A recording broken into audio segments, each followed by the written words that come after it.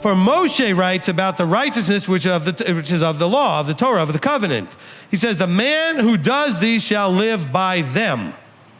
Okay, hold that thought right there. Leviticus 18 and verse 5. Okay?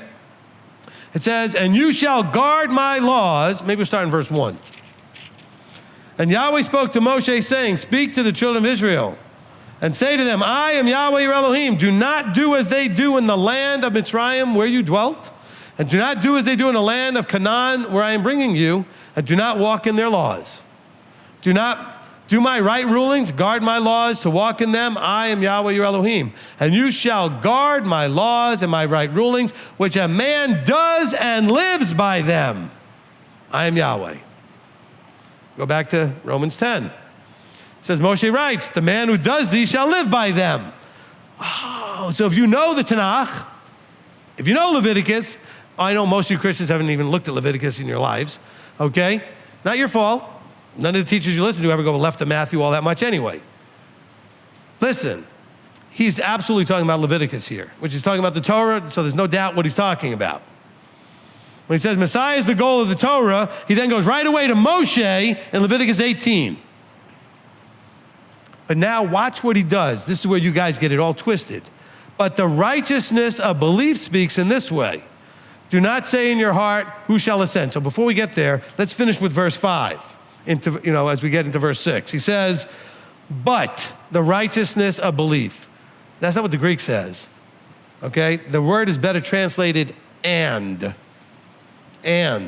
Okay, this helps us to see what Shul was connecting. He wasn't contrasting, listen, he wasn't contrasting righteousness of Torah with righteousness of belief. It was an and. Watch how this plays out.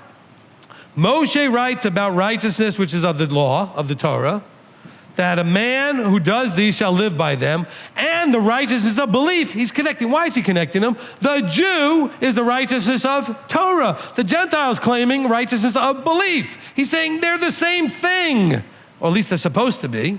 They're not different. See, Christianity wants to contrast them. They're not contrasting here. Paul's not contrasting. He's trying to, the whole thing is to convince Jew and Gentile, you're going to the same spot, not different. He says, and the righteousness of belief speaks this way. So he's talking about righteousness of belief. Now, he says, do not say in your heart, who shall ascend into the heavens, that is to bring Messiah down, or who shall descend into the abyss, that is to bring Messiah up from the dead. But what does it say? The word is near you, in your mouth and in your heart. That is the word of belief which we are proclaiming. And that came from Deuteronomy 30. See, you guys looking at your Romans, did you read the footnotes? Most Bibles tell you that's Deuteronomy 30. Let's go read it. Let's go read it, Deuteronomy 30. It's a little bit changed to put Messiah in there, but we know that Messiah is the law. He is the Torah, all right? Deuteronomy 30, and we're beginning here in verse 11. For this command, which I am commanding you today, is not too far off, and not too hard for you, nor is it far off. Okay, what did we just read here in verse 6? Said, but the righteousness of belief speaks in this way. Do not say in your heart, who shall ascend into the heavens, that is to bring Messiah down. It says, verse 12, and this is in Deuteronomy, it is not in the heavens to say, who shall ascend into the heavens for us and bring it to us and cause us to hear it so that we do it. Paul is comparing and telling you that Yeshua is this, because he used Messiah in quoting Deuteronomy instead of using the law. Not to contrast, but to show they're the same. He says, nor is it beyond the sea to say, who shall bring it over to us? He says beyond the sea. Here it says, from the abyss, descended to the abyss, that is to bring Messiah up from the dead. Then he says here, for the word is near, this is Deuteronomy 30:14, the word is near you, in your mouth and in your heart to do it. And so what does it say here in verse 8 of Romans 10? But what does it say? The word is near you, in your mouth and in your heart. That is the word of belief which we are proclaiming. He's proclaiming Deuteronomy 30.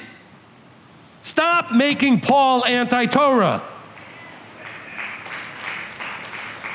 I'm not extrapolating here. He's literally almost word for word. Like the only thing he changed was Messiah, and he said the abyss instead of going across the ocean, okay?